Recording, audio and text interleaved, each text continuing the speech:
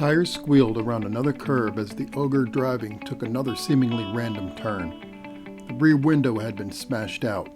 The passenger door was caved in so far that it pressed Greg over into my seat.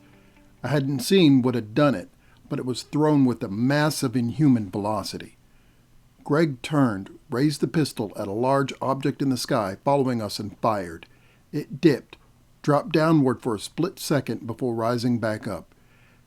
He squeezed off another round, concentration visible on his head. It fell backwards again. This time the object didn't get up. "Good shot," one of the ogres said. Thanks," Greg replied, not sure what else to say. It wasn't every day someone got a compliment from an ogre. Hell, it wasn't every day that someone actually saw an ogre. "No need to be nervous," he began. He never got to finish. As the ogre in the front passenger seat began to turn around and look at Greg, our entire world went sideways. Glass rained in from top of us, as if in slow motion.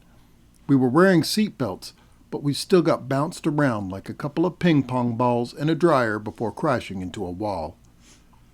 We ended up on our side, against a building that seemed to reside in the worst part of town.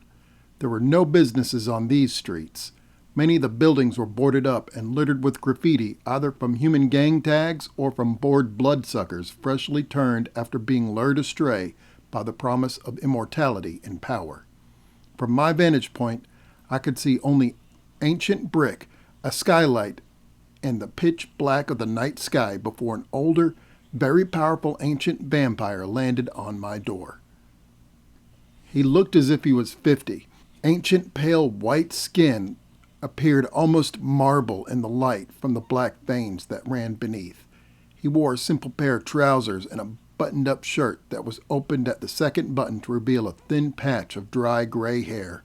His eyes glowed red with anger, hatred, and hunger. I had no weapon. I lost it in the tumble. Greg had no weapon that I could see. We had just one wailing ankle-biter in a bag and a very pissed-off ancient immortal above us. Metal squealed as it was wrenched free from the car with brute force. Then a shape that might have vaguely resembled a door crashed into the vampire, knocking it back. The creature flew upwards, glaring down at the ogre that now stood in the street with a weapon drawn on it. Ogres are strong. They have the endurance of a workhorse and are extremely smart. Unfortunately, they can't hit the broadside of a barn after a couple dozen yards. The ogre cop emptied his entire clip and hit nothing but air. We were able to crawl out of the twisted wreckage as the cop kept that bloodsucker busy, though. "You think you can do that again?" A voice rumbled, causing Greg to jump. It was the other ogre cop. Yeah, I know I can," he replied. Cop didn't say anything else. He just held his service revolver out to him. Greg stared at it for a second before snatching it from the ogre's hand and turning to aim back at the sky. The vamp was gone. "Shit," he said, looking around for his target. Come on. I stood behind Greg as he looked around, still not seeing the vampire. I pointed up. "Greg, the mist!" "What?" he cried, looking skyward. A thick cloud of dark green mist began to descend from the top of the ancient building that we had crashed into. The other ogre stood in the street. "Go!" he shouted, then picked up a trash can and started banging on it, taunting the vampire. While the driver faced off against the ancient vampire, the other ogre ran up the stairs and kicked through the plyboard that covered the door of the building we crashed into. Splinters were strewn across the threadbare carpet. He beckoned only once before Greg and I followed. We didn't see what happened to the driver, but the inhuman scream that came up from the street told us all we needed to know. "I will avenge you, brother," the first ogre replied. A grim look of determination covered his face.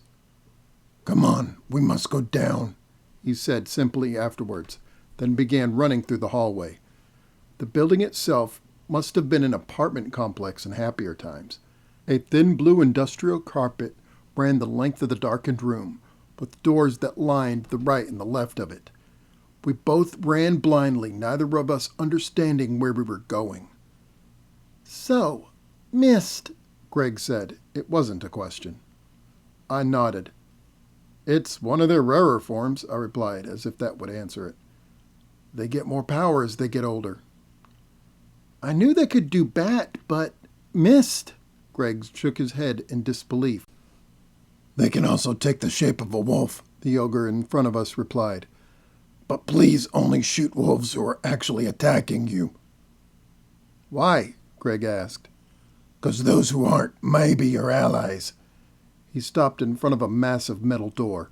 A swift kick persuaded it to open to us, letting us into what appeared to be an industrial room of some kind.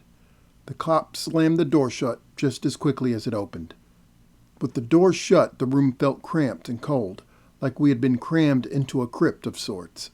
We both bit back our breath as much as we possibly could, breathing in shallow huffs trying to minimize our noise. The ogre didn't seem to bother. He huffed away, standing in front of the steel door that had just been kicked open. We may be safe for now, He rumbled, then he turned to both of us. His eyes glowed an eerie green in the thin light. We have but little time, for they will find this place, He said, then he pointed to the bag. and that thing is still calling out to his friends, giving away our position even now. You must listen and follow my instructions carefully, or we will all die. Worse than any death that will befall us, we will all fail if you do not listen.